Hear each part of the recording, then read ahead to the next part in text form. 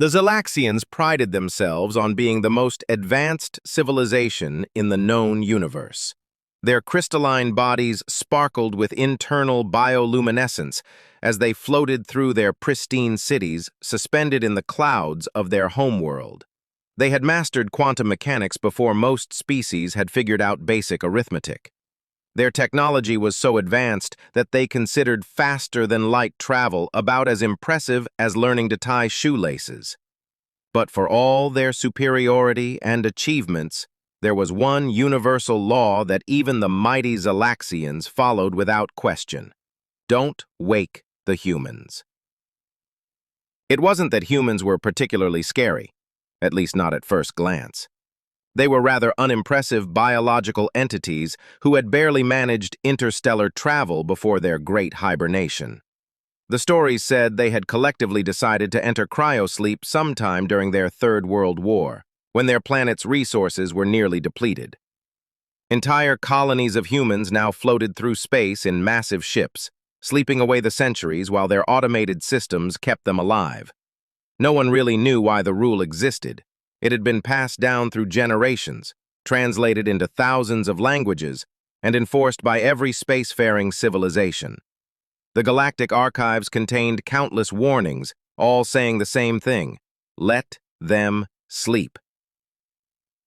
Chief Science Officer Xylith brushed his crystalline appendages against the control panel of his research vessel, bringing up the holographic display of the latest human colony ship they'd discovered. His crew maintained a respectful distance, as per protocol.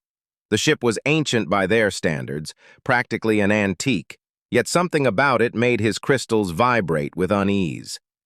Fascinating creatures, he mused aloud, his voice resonating through his crystalline form. They look so peaceful when they sleep. Hard to believe they're the reason for our most sacred rule. If only he knew how right he was to be nervous. It was supposed to be a routine scan. That's what Xylith would later tell the emergency council, his crystalline form dimmed with shame. Just a standard analysis of the human ship's outer hull, nothing invasive, nothing dangerous. But his junior researcher Zyx had other ideas. Fresh out of the Galactic Academy with top honors and enough confidence to fill a solar system, Zyx had been fascinated by human biology since their first encounter with the colony ship. Their scans had revealed something peculiar about the cryogenic systems, an efficiency that defied their advanced understanding of thermodynamics. Just a small probe, Zyx had insisted, their crystalline structure vibrating with excitement. We won't even touch the humans. Think of the scientific implications. Xylith should have known better. The moment they activated the probe, something changed. The ancient human ship, which had been dormant for centuries, suddenly hummed to life. Warning signals blared across their research vessel's monitors. "What did you do?" Xylith's voice crackled with panic, his usually melodious tones shattering into discordant frequencies. "Nothing. I might have... The probe's quantum signature must have resonated with their cryogenic field." Zyx's form had lost all its luster, turning nearly transparent with fear. On their main view screen, pods began activating one by one, like stars appearing in an evening sky. Thousands of them. The ship's ancient systems, far from being primitive, executed a flawless awakening sequence that their sensors could barely track. "Emergency transmission to High Command," Xylith barked, his crystals now pulsing with anxiety patterns. "Code ultraviolet! I repeat, code ultraviolet! Human awakening in progress in Sector 7. The response was immediate.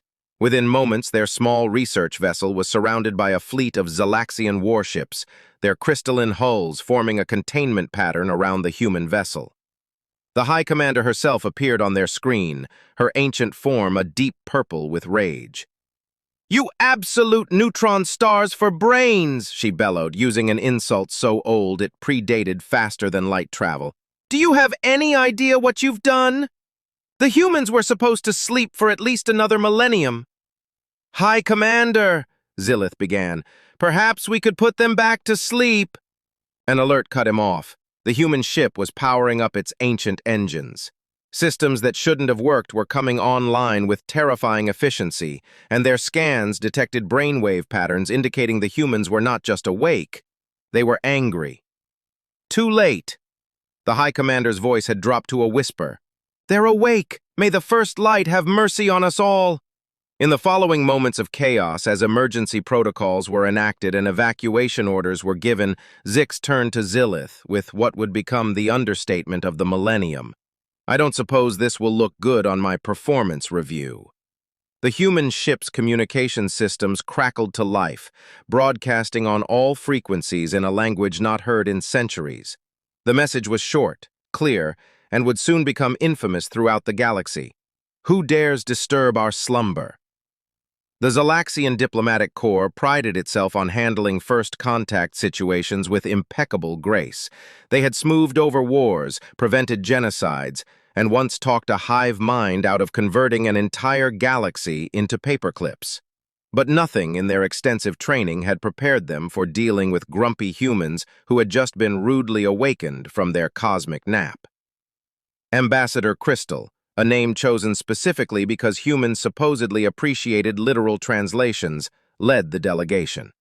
Her crystalline form was polished to perfection, refracting light in the most aesthetically pleasing patterns according to 16 different species' beauty standards. Remember, she briefed her team, "We must be diplomatic, respectful, and above all, apologetic.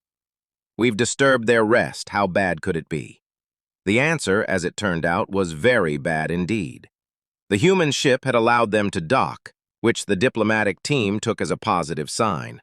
They really shouldn't have.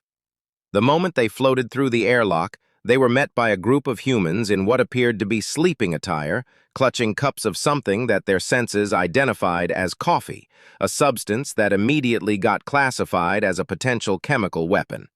"So," drawled the human leader, dark circles under their eyes and hair sticking up in directions that defied several laws of physics. "You're the ones who thought it would be fun to wake up several million humans before their alarm went off."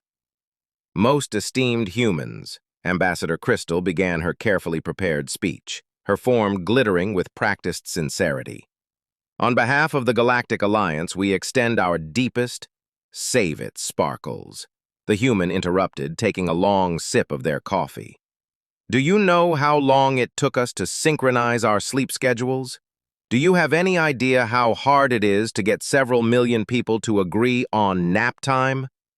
The diplomatic team exchanged nervous glances, their crystalline forms flickering with uncertainty.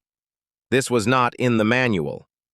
"We have prepared extensive reparations," another diplomat chimed in, "including the latest in comfort technology, dream enhancement devices, and—" The human leader snorted, actually snorted, causing the entire diplomatic team to vibrate with alarm. "Oh, that's rich. You think you can just give us some fancy pillows and we'll go back to sleep? Have you ever tried to get back to sleep after being woken up? It's impossible." Things went downhill from there. The humans, it seemed, had opinions about being woken up. Many, many opinions. And they wanted to share all of them, preferably at high volume.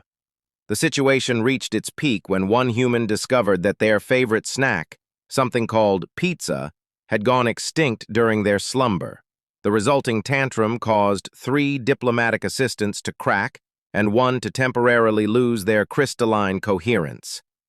"This is unprecedented," Ambassador Crystal transmitted privately to High Command. "They're not attempting to destroy us. They're not even threatening war.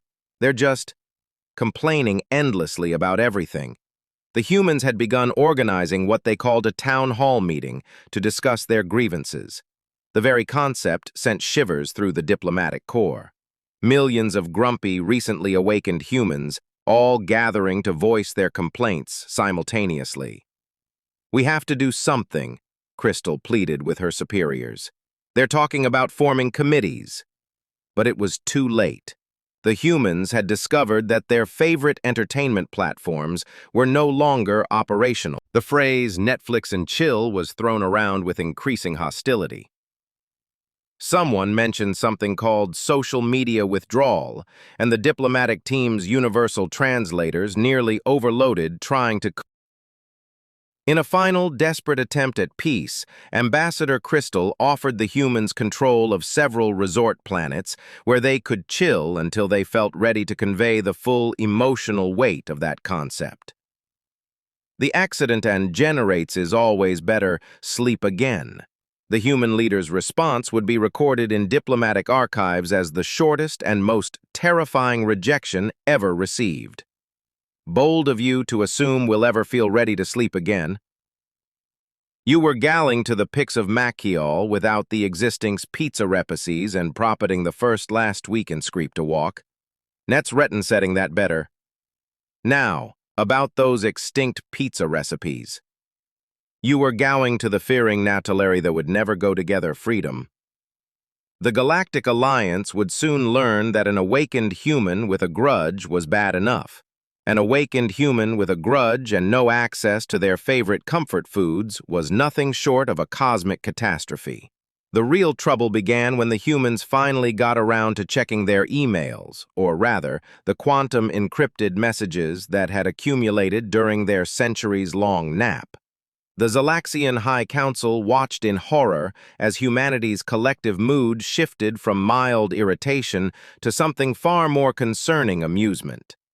"Let me get this straight," the human leader said, now on their 15th cup of coffee, addressing the emergency session of the Galactic Alliance. "While we were sleeping, you all convinced yourselves that we went into cryosleep because we ran out of resources." The High Commander's crystalline form dimmed slightly. "According to our historical records—" "Oh, this is precious," another human interrupted, actually wiping tears from their eyes. "They really don't know." The truth, as it turned out, was far more ridiculous than anything the Galactic Alliance had imagined. The humans hadn't gone into cryosleep because they were running out of resources. They'd done it because they were bored. "We'd solved pretty much everything," the human leader explained, scrolling through ancient mission logs with increasing glee. "Old down enjoy it is, will be the watching things of lying plays. Clean energy, wily Pete's, the while he fully delude and Kylan solve world peace. They love in Clio was happening to sprage. Universal healthcare quite live. He was repeeds and beyond done. 8P was the doctors to the treef or a maid. Faster than light travel. We even figured out why kids love cinnamon toast crunch. There was nothing left to do." The Galactic Archives were quickly revealed to be hilariously incorrect. Those primitive-looking ships, camouflage. The seemingly simple cryogenic pods, actually quantum consciousness storage devices that made Zylaxian technology look like two rocks being banged together. The humans hadn't been sleeping. They'd been running universe-scale simulations, processing quantum calculations that would make a supercomputer cry, and apparently binge-watching every possible variation of reality TV that could ever exist. One moment, the Zylaxians were the undisputed masters of the known universe. The next, they were watching humans reorganize entire star systems because the feng shui was all wrong. You can't just move a solar system. High Commander Crystallos protested, their form flickering with distress as they watched humans casually relocating celestial bodies. "Watch us," replied the human leader, who was now sporting a bathrobe and bunny slippers while orchestrating the movement of entire star clusters. "This one's blocking the view of that gorgeous nebula. Besides, the commute time between planetary systems was ridiculous. Who designed this layout?" The Galactic Alliance quickly discovered that trying to maintain order in a universe with fully awakened humans was like trying to herd quantum cats, theoretically possible but practically futile. Humans started fixing things that no one had realized were broken. They introduced their concept of weekend breaks to species that had never stopped working. They established universal Wi-Fi that somehow worked across multiple dimensions. They started a galactic food delivery service that could get you takeout from any planet in under 30 minutes or your money back. The Zylaxian bureaucracy, once a model of efficiency, descended into chaos when humans introduced them to casual Fridays and office parties. The sight of crystalline beings attempting to wear Hawaiian shirts would haunt the High Commander's dreams for centuries. But the most surprising development came from the younger generations of various species. Rather than resisting the human influence, they embraced it with alarming enthusiasm. Young Zylaxians started forming hybrid social clubs with humans, leading to the galaxy's first interspecies meme war.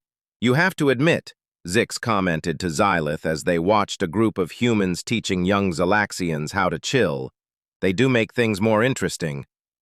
Xylith, whose career had somehow survived the wake-up incident, could only nod in bewildered agreement. The humans had promoted him to chief officer of making sure humans don't get too bored again, a position he wasn't entirely sure was a reward or a punishment. The humans' approach to galactic governance was particularly baffling. They established what they called a universal community center, a massive space station where different species could hang out and vibe. Important diplomatic decisions were now made over game nights and potluck dinners. But what about the proper protocols? Ambassador Crystal had asked, watching in horror as humans settled a centuries-old territorial dispute with an interplanetary karaoke competition.